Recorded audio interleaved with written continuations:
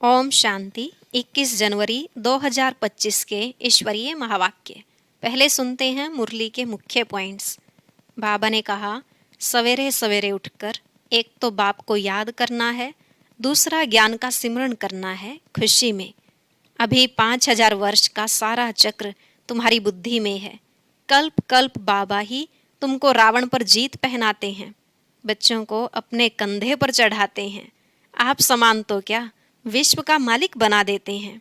ऐसी ऐसी बातें सुबह उठकर अपने साथ करेंगे तो बड़ी खुशी होगी और फिर विचार सागर मंथन करने की भी आदत पड़ जाएगी। बाबा का फरमान है, मैं तुम्हें जो शिक्षा देता हूँ उसको फिर उगारना चाहिए। ऐसे रिहर्सल करना चाहिए जैसे कोई स्टूडेंट करते हैं। फिर बाबा ने कहा, अभी तुम सबकी वानप्रस्थ अवस्था है, तुम्हें अपना और दूसरों का कल्याण करना चाहिए। अगर गृहस्थ की कोई जिम्मेवारी नहीं है तो जास्ती नहीं फंसना चाहिए। तुम्हारी हथेली पर तो बहिश्त है। बाप देखो कितनी सहज कमाई कराते हैं, सो भी 21 जन्मों के लिए। लास्ट में बाबा ने कहा, कलयुगी लोक लाज विकारी कुल की मर्यादा छोड़, अब पूरा नष्टो मोहा बनना है। नशा चढ़ जाना चाहिए कि बाप हमको ज्ञान रत्नों से श्रृंगार कर ऐसा लक्ष्मी नारायण बना रहे हैं। ग्रस्त व्यवहार में रहते पावन बनने का बीड़ा उठाना है। अब सुनते हैं महावाक्यों को विस्तार से। बाबा ने कहा, मीठे बच्चे सवेरे सवेरे उठ बाप से मीठी रूहरिहान करो। बाप ने जो शिक्षाएं दी हैं उन्हें उगारते रहो। प्रश्न, सारा दिन खुशी खुशी में बीते उसके लिए कौन सी युक्ति रचनी चाहिए? उत्तर, रोज अमृत वेले उठकर ज्ञान की बातों में रमण करो, अपने आप से बातें करो, सारे ड्रामा के आदि मध्य अंत का सिमरण करो, बाप को याद करो तो सारा दिन खुशी में बीतेगा। स्टूडेंट अपनी पढ़ाई की रिहर्सल करते हैं, तुम बच्चे भी अपनी रिहर्सल करो। गीत, आज अंधेरे में है इंसान। ओम शांति। मीठे मीठे सिकिलधे बच्चों ने गीत सुना। तुम भगवान के बच्चे हो ना? तुम जानते हो भगवान हमको राह दिखा रहे हैं। वह पुकारते रहते हैं कि हम अंधेरे में हैं, क्योंकि भक्ति मार्ग है ही अंधियारा मार्ग। भक्त कहते हैं, हम तुमसे मिलने के लिए भटक रहे हैं। कब तीर्थों पर, कब कहाँ दान पुण्य करते, मंत्र जपते हैं, अनेक प्रकार के मंत्र देते हैं, फिर भी कोई समझते थोड़े ही हैं कि हम अंधेरे में हैं। सो जरा क्या चीज़ है, कुछ भी समझते नहीं, क्योंकि अंधियारे में हैं। अभी तुम तो अंधियारे में नहीं हो, तुम वृक्ष में पहले पहले आते हो, नई दुनिया में जाकर राज्य करते हो, फिर सीढ़ी उतरते हो। इसके बीच में इस्लामी, बोधी, क्रिश्चियन आते हैं। अब बाप फिर सैपलिंग लगा रहे हैं। सवेरे उठकर ऐसे ऐसे ज्ञान की बातों में रमण करना चाहिए। कितना यह वंडरफुल नाटक है। इस ड्रामा के फिल्म रील की ड्यूरेशन है 5000 वर्ष। सतयुग की आयु इतनी, त्रेता की आयु इतनी। बाबा में भी यह सारा ज्ञान है ना, दुनिया में और कोई नहीं जानते। तो बच्चों को सवेरे उठकर एक तो बाप को याद करना है और ज्ञान का सिमरण करना है खुशी में। अभी हम सारे ड्रामा के आदि मध्य अंत को जान चुके हैं। बाप कहते हैं, कल्प की आयु ही 5000 वर्ष है। मनुष्य कह देते लाखों वर्ष। कितना वंडरफुल नाटक है। बाप बैठ जो शिक्षा देते हैं उसको फिर उगारना चाहिए, रिहर्सल करना चाहिए। स्टूडेंट पढ़ाई की रिहर्सल करते हैं ना। तुम मीठे मीठे बच्चे सारे ड्रामा को जान गए हो। बाबा ने कितना सहज रीति बताया है कि यह अनादि अविनाशी ड्रामा है। इसमें जीतते हैं और फिर हारते हैं। अब चक्र पूरा हुआ, हमको अब घर जाना है। बाप का फरमान मिला है, मुझ बाप को याद करो। यह ड्रामा की नॉलेज एक ही बाप देते हैं। नाटक कभी लाखों वर्ष का थोड़ी ही होता है। कोई को याद भी न रहे। 5000 वर्ष का चक्र है जो सारा तुम्हारी बुद्धि में है। कितना अच्छा हार और जीत का खेल है। सवेरे उठकर ऐसे ऐसे ख्याल चलने चाहिए।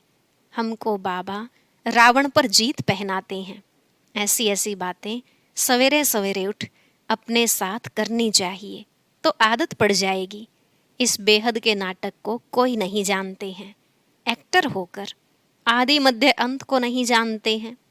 अभी हम बाबा द्वारा लायक बन रहे हैं।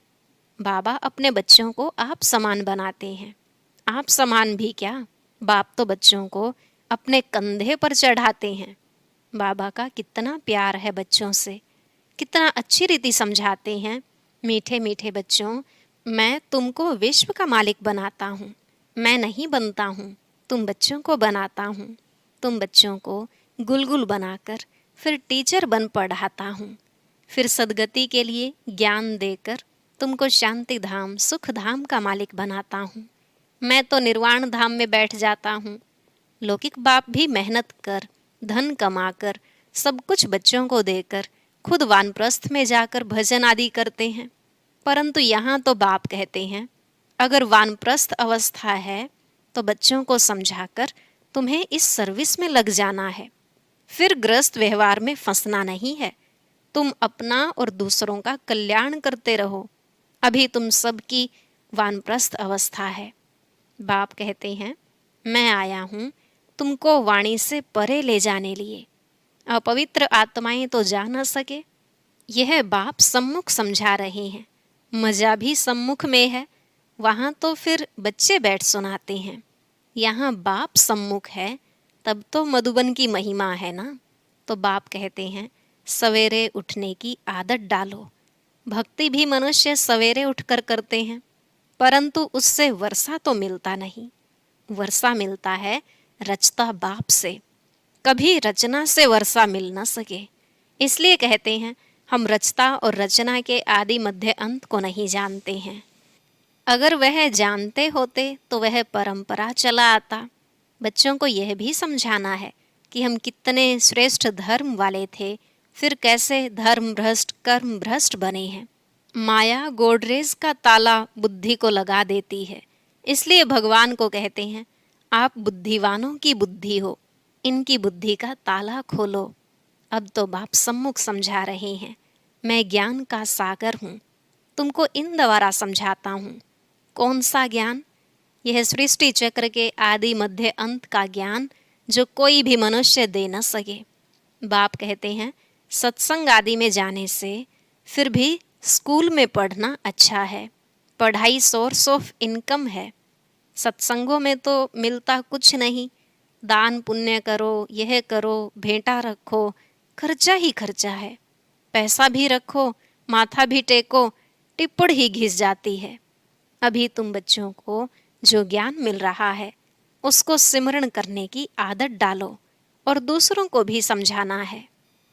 बाप कहते हैं, अब तुम्हारी आत्मा पर बृहस्पति की दशा है। वृक्षपति भगवान तुमको पढ़ा रहे हैं। तुमको कितनी खुशी होनी चाहिए। भगवान पढ़ाकर हमको भगवान भगवती बनाते हैं। ओहो, ऐसे बाप को जितना याद करेंगे तो विकर्म विनाश होंगे। ऐसे ऐसे विचार सागर मंथन करने की आदत डालनी चाहिए। दादा हमको इस बाप द्वारा वर्षा दे रहे हैं। खुद कहते हैं, मैं इस रथ का आधार लेता हूँ। तुमको ज्ञान मिल रहा है ना। ज्ञान गंगाएं ज्ञान सुनाकर पवित्र बनाती हैं कि गंगा का पानी। अब बाप कहते हैं, बच्चे तुम भारत की सच्ची सच्ची सेवा करते हो। वह सोशल वर्कर्स तो हद की सेवा करते हैं। यह है रूहानी सच्ची सेवा।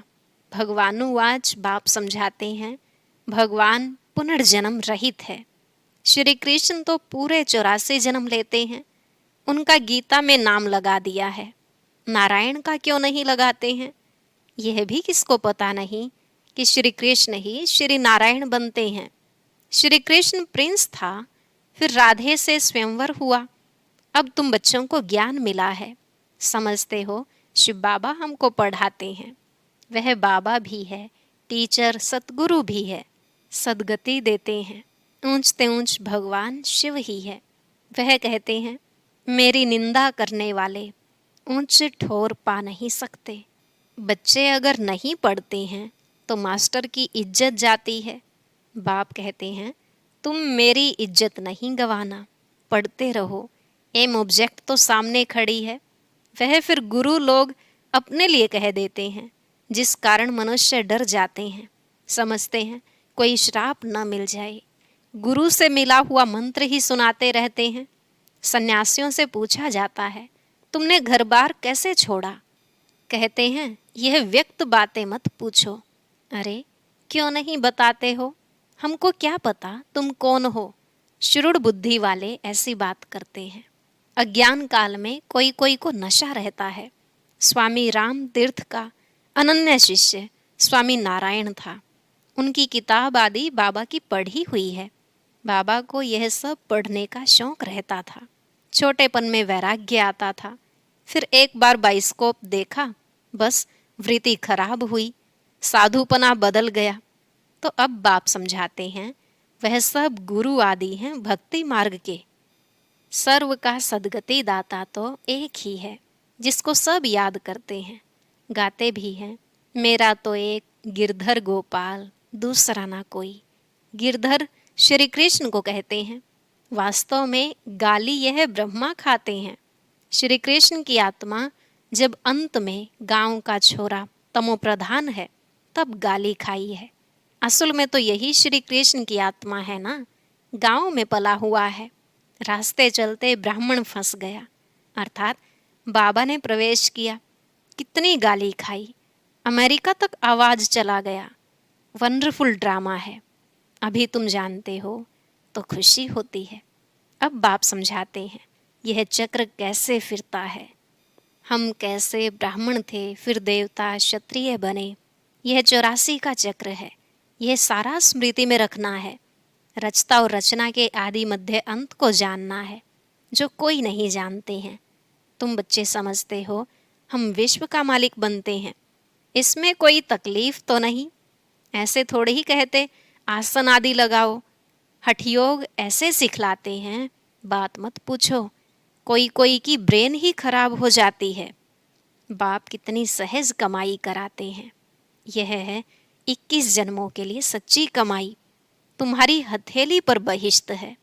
बाप बच्चों के लिए स्वर्ग की सौगात लाते हैं, ऐसे और कोई मनुष्य कह न सके। बाप ही कहते हैं, इनकी आत्मा भी सुनती है। तो बच्चों को सवेरे उठ ऐसे ऐसे विचार करने चाहिए। भक्त लोग भी सवेरे गुप्त माला फेरते हैं, उसको गौमुख कहते हैं। उसमें अंदर हाथ डाल माला फेरते हैं, राम राम, जैसे कि बाजा बजता है। वास्तव में गुप्त तो यह है, बाप को याद करना। अजपा जाप इसको कहा जाता है। खुशी रहती है, कितना वंडरफुल ड्रामा है। यह बेहद का नाटक है, जो सिवाय तुम्हारे और कोई की बुद्धि में नहीं है। तुम्हारे में भी नंबरवार पुरुषार्थ अनुसार है बहुत इजी। हमको तो अब भगवान पढ़ाते हैं, बस उनको ही याद करना है। वर्षा भी उनसे मिलता है। इस बाबा ने तो धक से सब कुछ छोड़ दिया, क्योंकि बीच में बाबा की प्रवेशता थी ना। सब कुछ इन माताओं के अर्पण कर दिया। बाप ने कहा, इतनी बड़ी स्थापना करनी है, सब इस सेवा में लगा दो। एक पैसा भी किसको देना नहीं है। नष्टो मोह इतना चाहिए, बड़ी मंजिल है। मीरा ने लोकलाज विकारी कुल की मर्यादा छोड़ी, तो कितना उनका नाम है।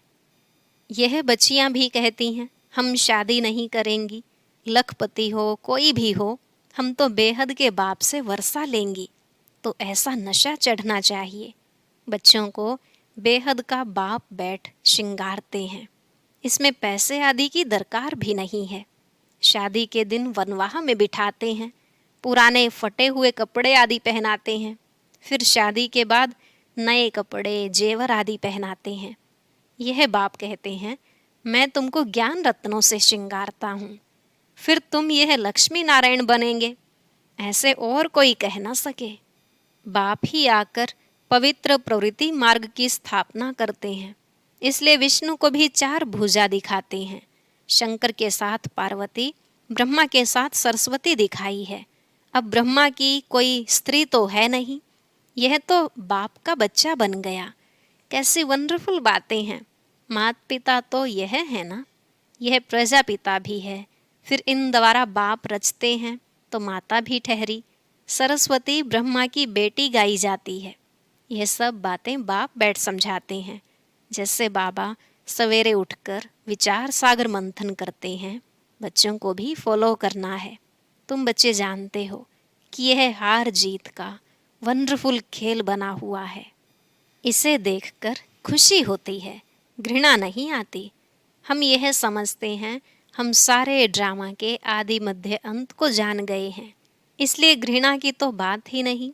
तुम बच्चों को मेहनत भी करनी है, गृहस्थ व्यवहार में रहना है, पावन बनने का बीड़ा उठाना है। हम युगल इकट्ठे रहे पवित्र दुनिया का मालिक बनेंगे। फिर कोई कोई तो फेल भी हो पड़ते हैं। बाबा के हाथ में कोई शास्त्र आदि नहीं है, यह तो शिव बाबा कहते हैं। मैं ब्रह्मा द्वारा तुमको सभी वेदों शास्त्रों का सार सुनाता हूँ, श्री कृष्ण नहीं। कितना फर्क है। अच्छा, मीठे मीठे सिकिलधे बच्चों प्रति माता पिता बाप दादा का याद प्यार और गुड मॉर्निंग। रूहानी बाप की रूहानी बच्चों को नमस्ते। रूहानी बच्चों की रूहानी बाप दादा को नमस्ते नमस्ते, गुड मॉर्निंग, शुक्रिया बाबा, शुक्रिया। धारणा के लिए मुख्य सार। पहला पॉइंट, पढ़ाई पर पूरा ध्यान देना है। ऐसा कोई कर्म ना हो जिससे बाप, टीचर और सतगुरु की निंदा हो। इज्जत गंवाने वाला कोई कर्म नहीं करना है।